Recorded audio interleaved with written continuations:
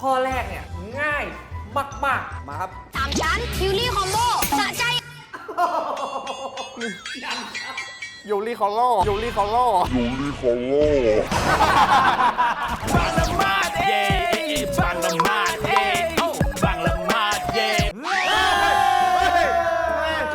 าละฮัม สวัสดีครับพวกเราบังละมาดและวันนี้อยู่กับคอนเทนต์ ทายเสียงหนังดัง ตอนหนังโฆษณา วันนี้ผมก็จะมีหนังโฆษณานะฮะในวัยเยาว์ของพวกเรา อันนี้จะประมาณช่วงปี 2550 ถึง 2555 มันจะมีโฆษณาต่างๆ โฆษณานู่นโฆษณานี่ที่เป็นเพลงที่มันติดหูเราจนถึงทุกวันนี้ โอเค ผมก็เลยจะเอาตรงนั้นมาให้พวกคุณลองทายกันดู เอามาสิมาก ติกาเป็นยังไงไปดูกัน กติกาทางทีมงานจะมีคลิปเสียงจากหนังเรื่องต่างๆมาให้ผู้เข้าแข่งขันต้องตอบให้ได้ว่าเสียงนั้นมาจากหนังเรื่องอะไรใครได้กดกระดิ่งก่อนจะมีสิทธิ์ตอบก่อนรอบนี้คนที่ตอบผิดต้องรอคนอื่นตอบผิดครบก่อนถึงจะมีสิทธิ์ตอบอีกตอบถูกคนแรกได้คะแนนแข่งเดี่ยวไม่มีทีมบายบังละมาด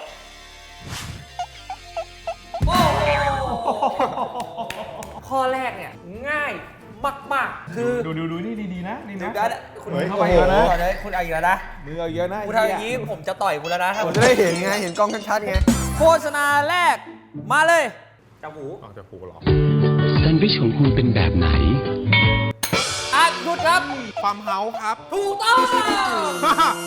เป็นไงล่ะ ไหนร้องให้จบได้ไหม ฟาร์มเฮาส์อบใหม่ทุกเช้าฟาร์มเฮาส์ ผมไม่ค่อยชอบดู จากเตา ไม่ค่อยชอบดูฟังให้คือเขาร้องก่อนผมร้องเพลงไอ้เหี้ยดิ ต่อครับร้องผิด ฟาร์มเฮาส์อบใหม่ทุกเช้าฟาร์มเฮาส์หอมใหม่จากเตาฟาร์มเฮาส์หอมกลุ่นทุกเช้า ฟาร์มเฮาส์สดใหม่ทุกเช้าฟาร์ม แซนด์วิชใกล้สอบ รุ่นจากเตา ข้อแรกเปิดได้คะแนนไป เอาเลยเว้ยไอ้เหี้ยเขาจะกลับมาแล้วว่ะ ข้อต่อไปง่ายเหมือนกันจับหูครับผมทุกคนจับเอามือจับหูครับพร้อมแล้วครับ ครับผม และโฆษณาตัวต่อไป อันนี้ดังมาก โอ้ยจำได้ แม่สตรอเบอรี่ มีหวาน มีเปรี้ยว เหมือนเนี่ย ใหม่ปาร์ตี้สตรอเบอรี่ กล้า เหี้ยชื่อแบรนด์ออก ปาร์ตี้ครับ ปาร์ตี้รสอะไรครับ ปาร์ตี้รสสตรอเบอรี่ครับ ถูก ไอ้เหี้ย เป็นความไวอันนี้ แม่สตรอเบอรี่ ใหม่ปาร์ตี้สตรอเบอรี่บีบ ข้อนี้กล้าได้คะแนนไป สุดยอดนะ ปาร์ตี้นี่มีเพลงไหม ปาร์ตี้ของคุณจากเตา ตามเข้าของเขาข้อต่อไปง่ายมากคำแรกนี้เลย พร้อมแล้ว มาเลยครับ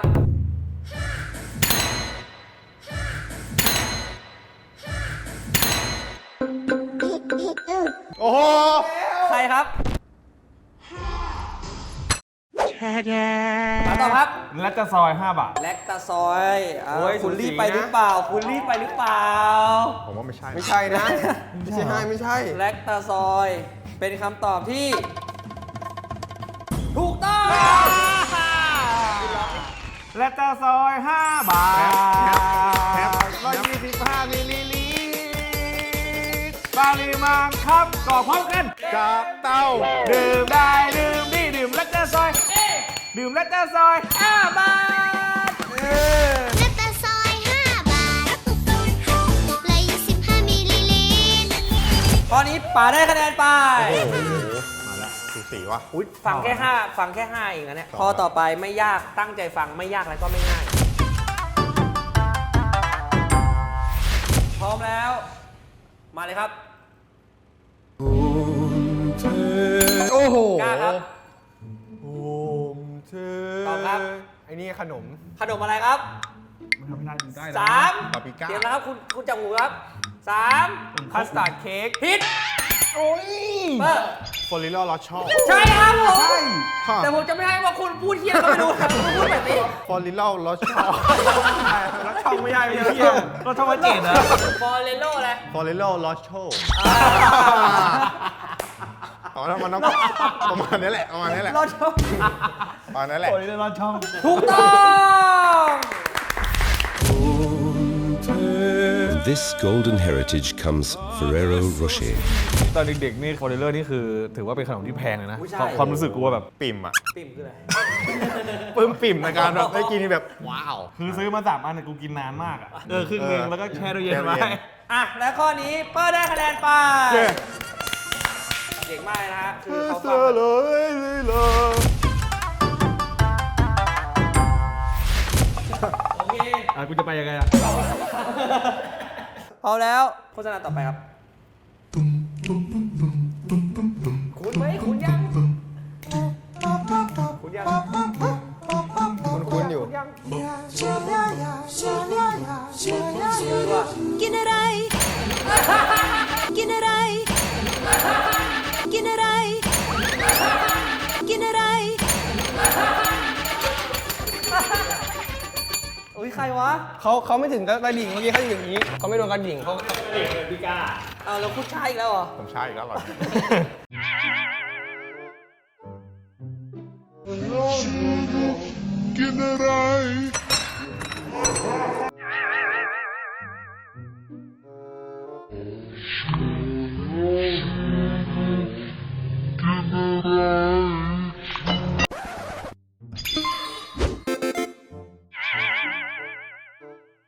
ก่อนที่คุณจะตอบคุณร้องให้จบหน่อยสิ เกียร์อะไรเกียร์อะไรเกียร์อะไรไปกินแมคโดนัลด์ อ๋อ ใช่โอเคครับโอเค ถูกต้อง เก่งจริงจริงเก่งจริง กินอะไร กินอะไร กินอะไรไปกินเอฟเเป็ดย่างต่อเลย ซุกี้ตีน้อย กินอะไร กินอะไร กินอะไรไปกิน MK สดชื่นหัวใจ ข้อนี้กล้าได้คะแนนไป ถือว่าเป็นไวรัลมากนะเพลง MK อ่ะเป็นอีกโฆษณาหนึงที่ทำสำเร็จเชื่อว่าหลายๆ คนรู้เลย ร้องได้อ่ะกินอะไรกินอะไรไปกิน MK อะไรเงี้ยขนาดเราอยู่โรงเรียนตอนนั้นอ่ะพักกลางวันอ่ะเฮียกินอะไรกินอะไรเพื่อนอย่างร้องไปกิน MK เป็นแซวๆเป็นเล่นๆกันเลยนะ กินอะไรดีกินอะไรไปกิน MK ยุคเดียวกับคมแฝกที่ช่วงนั้นพับกระดาษแล้วตีกันใช่ไหมล่ะ อ่า โอเค ไปต่อเลยครับ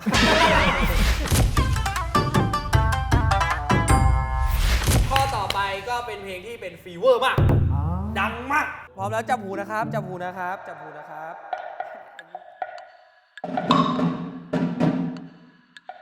ขอตอบครับ อย่าเพิ่ง เป็นปีโป้ เฮ้ย อันนี้คุณหมดสิทธิ์ตอบเลยนะต่อไปเนี่ย ข้อแล้วคุณกดไม่ได้แล้วนะ ผมตอบเลยปีโป้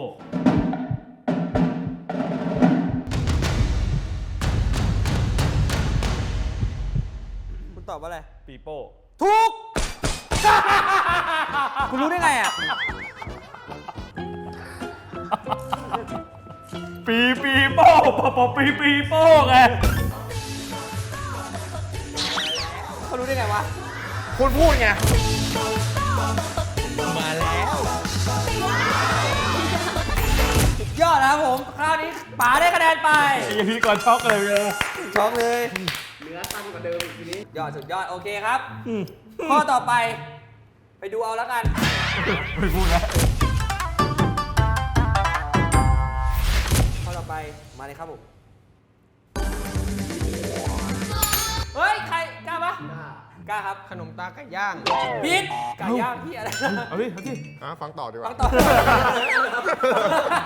ฟังต่อดีกว่า เปิดครับผม โยโย่ครับผม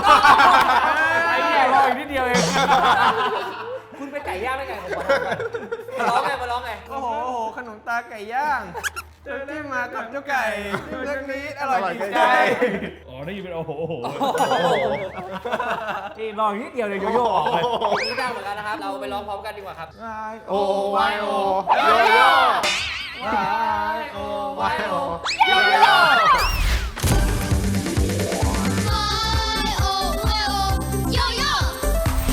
สุดยอดสุดยอด ข้อนี้ เปิ้ลได้คะแนนไป นี่สูสีกันมาก สุดยอดนะก็ข้อนี้ ข้อต่อไปมาครับเฮ้ย ไว้ครับ ผิดครับ รีบซะแล้ว หวานคาราเมลกรอบ เอาละ มาครับ คาราเมล หวานคาราเมลกรอบ ตอบนะฮะ ไก่ย่าง5 ดาว ปาร์ตี้ ปาร์ตี้ เป็นคำตอบที่ ผิดครับไปต่อครับ ข้าวพองเข้มช็อกโกแลต เฟเบอร์คัท อันนั้นสีครับ เบงเบง เบงเบงผิดครับ ต่อไปนะครับ ต่อไปทุกคนนะครับ เปิดต่อครับ คิวรี่คอมโบ ยูริคอลโลยูริคอลโล รู้แล้วผมรู้แล้วผมรู้แล้ว ตอบหรือยัง ผมรู้แล้ว คุณตอบไหม ผมตอบแล้วเนี่ย ตอบว่าอะไร ยูริคอลโลอะไรเขา คิวรี่ ถูกต้อง โอ้โห ขนมอะไรของมึงจะนี่กระโลกขนมอะไร สั่งแต่จะพูดเราต้องจะตอบอย่างเดียว อ๋อทิวลี่ คิวรี่ หวานคาราเมลเวเฟอร์สอดไส้3 ชั้น คิวรี่คอมโบ ยูริคอลโลไอ้เหี้ยชนะไม่ได้กู ข้อนี้ก้าได้คะแนนไป พยายามตั้งใจฟัง ค่อยๆ ฟัง ไม่ต้องรีบโอเคนะ โอเค อยา ค ก รับ ชนะจัดอะ ข้อต่อไป ข้อนี้ผมว่าทุกคนรู้ว่ามันคือโฆษณาอะไร พร้อมแล้ว ข้อต่อไปครับ จนเครียด ดูแล ตอบให้ได้นะครับ ไอ้นี่ไงไอ้สอ่ะ สอใช่ไหมครับ ใช่ ผมมั่นใจ มึงมาจากจริงปะเนี่ย เขาพูดว่าอะไรบ้างเขาพูดว่าไงบ้างในโฆษณา จนเครียด กินเหล้าปุ๊บแล้วเมียเขาก็ยืนบอก กินทำไมเนี่ยแล้วเขาบอกจนมันเครียดไงเครียดมาเลยจน เขาบอกปุ๊บแล้วขึ้นโฆษณาขึ้นมาปุ้งสส่งซึงความสุขให้กับเรา ปากสั่นเลย ประมาณนี้แหละ ผมว่ามันประมาณนี้แหละ ปากสั่นเลย เป็นคำตอบที่ ถูกต้อง มาเดี๋ยวต่อเนี่ย จนเครียด กินเหล้า ก็เลิกสิเหล้าอ่ะ คุณเปอร์ถูกต้องนะคะข้อนี้คุณเปอร์ได้คะแนนไป โฆษณานี้เป็นโฆษณาที่สร้างชื่อให้กับพี่สายเชียร์เลย พี่สายเชียร์คือคนที่เป็นนักแสดงที่เล่นเป็นจนเครียดกินเหล้า แต่อีกแง่หนึ่งพอการเวลาผ่านมาถึงปัจจุบันตัวโฆษณานี้ก็เป็นประเด็นที่ถกเถียงกันอยู่เหมือนกันว่า มันเกิดการเป็นความเหลื่อมล้ำหรือเปล่าของตัวโฆษณาทำไมคนจนถึงกินเหล้าไม่ได้เหรออะไรเงี้ยคนรวยก็ยังกินได้เลยก็เป็นเรื่องที่ถกเถียงกันอยู่เหมือนกัน แต่ปัจจุบันพี่เขาทำธุรกิจอสังหาริมทรัพย์แล้วนะครับ รวยไปแล้ว แต่ไม่รู้ว่าเขายังกินเหล้าอยู่หรือเปล่า เขาก็น่าจะกินแหละมั้งเฮียมึงจะรู้ไหมล่ะ ข้อสุดท้ายแล้ว ใบไหน มีทุกยุคทุกสมัย เฮ้ย เหมือนเดิมทุกยุคทุกสมัย ทดสอบครับปีโป้ เฮ้ย ถูกรู้ได้ไงอะพร้อมนะฮะ อย่าเพิ่ง เฮ้ยเอาแล้วตอบเลย ตอบเลยตอบเลย ตอบอะไร ไวๆครับ ไวๆครับ ผิด อยากกินมึงกูวะเจ๊ เฮ้ย เล่นหน่อยเหรอวะ จะได้เล่นด้วยกัน พร้อมนะครับ จับมือนะครับ มาเลยครับ มีปัญหาเหรอคะ พี่ป่าครับผม มีปัญหาเหรอคะการไฟฟ้าคอเกตครับ เป็นคำตอบที่ถูกต้องภาพของคุณเป็นไง เป็นนักข่าว คนกำลังกินอะไรสักอย่างแล้วเสียวฟัน แล้วนักข่าวก็เข้ามาน่าจะเป็นพี่ พี่เบนซ์ กบพี่เบนซ์ เบนซ์ชลาทิศ เล่นตา เบนซ์พอชิ เป็น ตา บอลชิตา ใช่ครับ ใช่ยาสีฟันอะไรคะ ใช้ซอลครับ แล้วบอกใช้สูตรเกลือ อ๋อ เมื่อกี้คุณจะตอบซอสหรือคุณตอบคอเกต Colgate แล้วเมื่อกี้พูดซอสทำส้นตีนเลย เขาถามให้ใช้ฟันอะไร ตอนนี้ใช้ซอลอยู่ เป็นคนซื่อเป็นคนซื่อ นี่เอง เขาก็ไม่ได้โกหกไง ไม่ได้โกงอะไรเขาก็พูดความจริง ทีนี้โฆษณาไปต่อไม่ได้แล้ว จบตรงนั้นเลย มีปัญหาเหรอคะ ครับใช้ยาสีฟันอะไรคะเนี่ย เกลืออยู่แล้วครับ เกลืออย่างเดียวไม่พอค่ะ ข้อสุดท้ายนี้ถือว่าป๋าได้คะแนนไป โอเคนะครับ เดี๋ยวเรามาสรุปคะแนนกัน และเกมนี้เปอร์ชนะไป คุณกลับมาได้ดี ธรรมดา ถือว่าคุณกลับมาได้ดีนะ ถึงเขาจะกระต้อนกระแท่นเขาตอบอะไรนะอะไรนะ ลิวลี่วิน ลิวิ่งคอลเลอร์ กับโมเดลเลอร์รถช่อง เดินขึ้นรถช่อง เหมือนตอบให้โดนล้อไอ้ โอเคครับก็วันนี้สนุกสนานกันไปนะครับ อย่าลืมนะครับกด Subscribe ให้เราด้วยนะครับ ถ้าคนที่ยังไม่กดนะครับ และคลิปหน้าจะเป็นอะไรไปดูกันเลย ฮะไอ้เหี้ยยังทำไม่ทันไปดูกันเลยเหี้ย ให้ไปต่อไปดูต่อเลย โอ้โหไอ้เหี้ยช่วยกูตัดดิตัด พูดอย่างนี้คือต้องมี2 EP ต่อกันเลยนะ วันนี้ไปก่อนครับ สวัสดี ตากูจะปิดอยู่แล้วเดี๋ยวจะให้ไปดูกันเลย